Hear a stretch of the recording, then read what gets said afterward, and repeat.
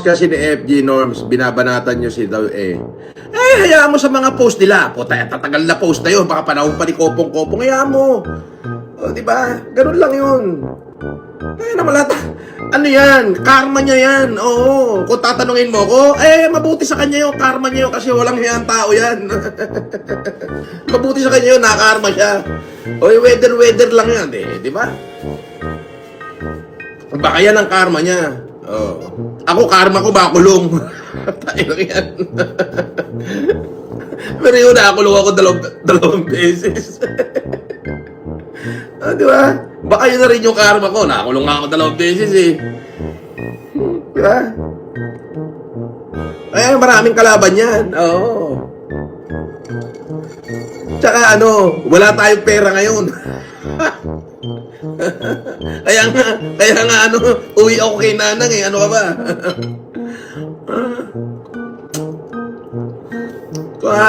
Totoo ba talaga? Totoo? Kala ko joke-joke lang eh. Kung totoo yan, buti nga sa kanya, nakakarma siya. Di ba? Ganun lang yun. Maraming natutuwa. Isa na ako. Di ba?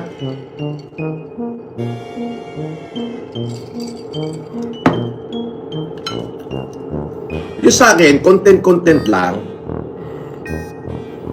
Di ba? Pag sumobra sila, kakasuhan ko sila. Ganun lang yun. Di ba? At saka, ayoko nang, I don't wanna speak against anybody now. Hindi na ako nagsasalita ng kahit kaninong tao. Pag sila may sinabing pangit sa akin, kung talagang defamatory, hindi demanda. Ganun lang yun. O kung ako may sinabing pangit, demanda nila ako. Ganun na lang. Ko. Sa mga post kasi ni FG Norms, binabanatan nyo si daw hayaan mo sa mga post nila. Puta, tatagal na post na yun. Baka panahon pa ni Kopong-Kopong. Hayaan mo. O, diba? Ganun lang yun. Ay, namalata. Ano yan? Karma niya yan. Oo. Kung tatanungin mo ko, mabuti sa kanya yung karma niya yun kasi walang hiyang tao yan. Mabuti sa kanya yun, nakakarma siya. O, weather lang yan. Diba? Baka yan ang karma niya. Oh. Ako, karma ko bakulong. Tayo lang yan. Pero yun, nakakulong ako dalawang beses. Di ba? Baka yun na rin yung karma ko. Nakakulong ako dalawang beses eh. Di ba? Ay, maraming kalaban yan. Oo. Tsaka wala tayong pera ngayon. kaya nga uwi ako kay Nanang eh. Ano ka ba?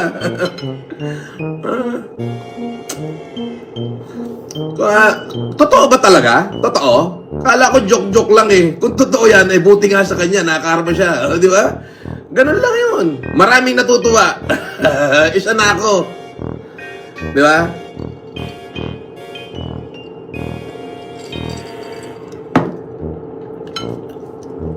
Yung sa akin, content lang.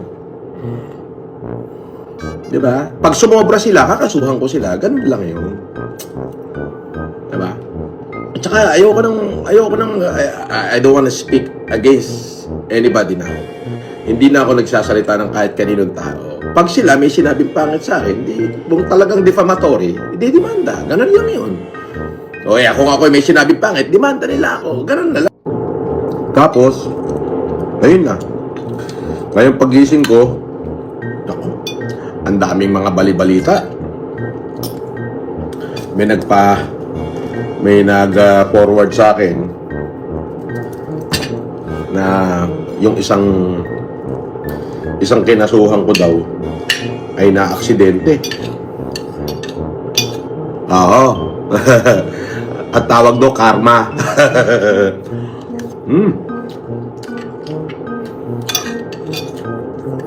Nakakarma na. Kasi pinakiliti kita dyan. Lagya ka. Sino ang nagsama sa'yo? Si Igme. Si Solis. Si Papay. Ano ang pangalan ni Igme? Jaime Solis. Si Jaime Galisen Sonera Mongoloid Solis. Parehas kayo. Ikaw, Igme. Sasabihan kita. Eto, live to. Ayusin mo buhay mo, animal ka. Ipaparade ko yung club mo. Ipaparade ko sa karamihan pagka hindi ka tumigil sa katarataduhan mo. may putahan ka, igme. Binabantaan kita. Binabalaan kita. Taniman kita ng mga taga-krami dyan sa club mo nang malaman ng mga taga-krami na may hindutan ka dyan sa loob ng club mo, may illegal sex trade ka dyan sa club mo.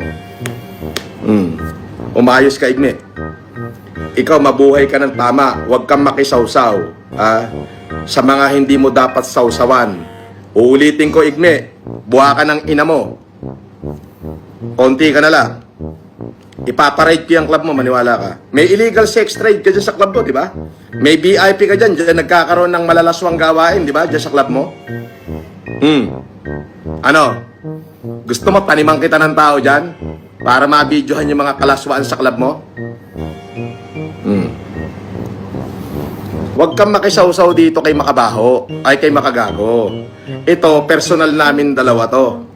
At kasama si Casper do. Ngayon kung makikisawsaw kang hindot ka, o kininam. Wag ako, igme. Kilala mo karakas ko. Baka unahan ko pa si Mayor Custodio na magparade dyan sa club mo.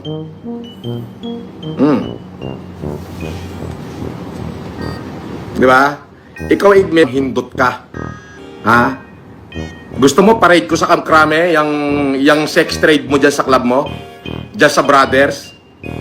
Di ba nung pumunta ako dyan, ino-opera mo ako ng babae, sabi mo, tirahin ko dyan sa loob. Hindi lang ako pumapatol sa mga ganyan, kaya paano kung hindi malalaman na may hindutan dyan sa loob ng club mo?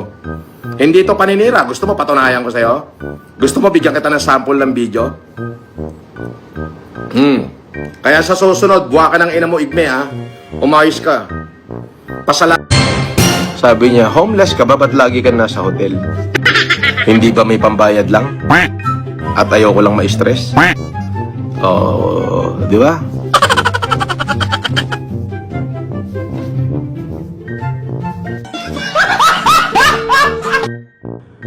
Pero sabi ko nga, ang panahon, gumugulong yan. Pero the moment na naging mabuti kang tao sa kapwa mo, kahit anong pagbababa nila sa'yo, hindi ka nila maibababa. Turuin mo sa sobrang daming kaso sinabi nila sa akin. Di ba? Hanggang ngayon, wala namang napatunayan. Ayun, puro cyber libel at unjust vexation ang kaso ko. Ang dami niyan. Marami pa raw paparating. So, harapin na lang ho natin. Ganun po yun. At least, kahit papano, na itatayo natin ang karangalan natin. Di ba? Sabi ni Micaela Mitch, "We love you, Sir Epilep." Oh, I love you too. Mahal ko rin kayo. O, paano? Magkita-kita na lang tayo mamayang gabi. Oh, dumami viewers. 1,300 na ulit. I love you guys. See you later. Alligator. Love you. At sa mga tumulong sa akin, pinasasalamatan ko po kayo. Maraming salamat po for loving me, not less than of a man. Maraming salamat. Magandang araw po. Well, ang announcement ko ay si Epelem. Una, si Epelem ay mag-i-endorse na naman. Mag-i-endorse na naman, oo. May kita na naman, oo. Siyempre, may kita na naman, oo. 5 yung announcement ko, 5. Oo. Ang abangan nyo yung pinakadulo, ang tindi nun. Puta, magigiyang kayo lahat. Ha? Nangyari pala talaga yan, puta. Putik, matibay, oo. Puta, hindi pala talaga nila yayaka. Yung mga gano'n, mga issue, yan. Okay, una, si Epelem, ay mag-i-endorse na naman. May hanap buhay na naman, may kita. Andito po ako sa, ngayon, March 31, 2026. Nakuha ko po yung bail ko sa ito po yung anti-passport law. So, ano po ito? Permanent dismissal. At ito na po yung bail ko. Makikita nyo. Ayan. So, Francis Leo Marcos po yan. Okay? Hindi ko kung ano man. Maliwanag ko. Francis Leo Antonio Marcos. Thank you. So, today is March 31, 2026. So, ito. Pakita mo yung ano. Ayan. Ayan ang court. Oh, ito rin si Casper. Oh, ayan na. Nakita nyo naman, ha? Ha? Ako si Casper. Ayan po yung bail ko. Kung makikita nyo, Metropolitan Trial Court of Quezon City. Ayan. Okay, so wala na po tayong kaso ng anti-passport law. Yan ho ay maliwanag na tapos na. At hindi na ho tayo uli pwedeng kasuhan dyan. Sapagkat matinding labanan noong nangyari dito. Talagang battle to, pare. Halos 6 na taon. At talaga namang permanent dismissal na ho ito. At hindi na pwede ulitin. Okay, thank you very much. At magandang araw sa inyo lahat. Boss, iisa lang ba ang friend of food niya? Iisa lang silang lahat. Si food poison, iisa lang yan. Oo, sila lang yan. Siya lang yan. Siya lahat na nagsimula niya, no? Unang account nga niya, Blasting Duck. Tapos pangalawang account niya, Basta, hayaan nyo na sila. Let them be kung anong gusto nilang gawin. Kung may masagasaan sila, di problema nila yun. Kasi wala naman nakakapagtago ng habang buhay. Wala nakakapagtago. Kung ako nawarrant dahil sa pambubwisit, kapag ka napatunayan sila at lumabas yung papel na magtuturo talaga sa kanila na sila yon, ay napakarami nilang kasong haharapin. Sobrang dami. So, parang may nagkaso na yata. Parang lang, hindi ko alam.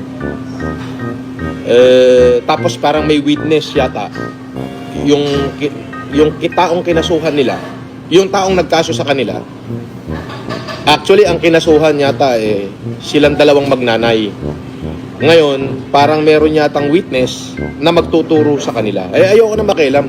Bahala na sila dyan. Basta ako, ang sa akin, harapin ko na lang kung ano yung sarili kong problema. At haharapin ko ng walang kakulangan. Kung ako ay ex-convict, convicted criminal at scammer.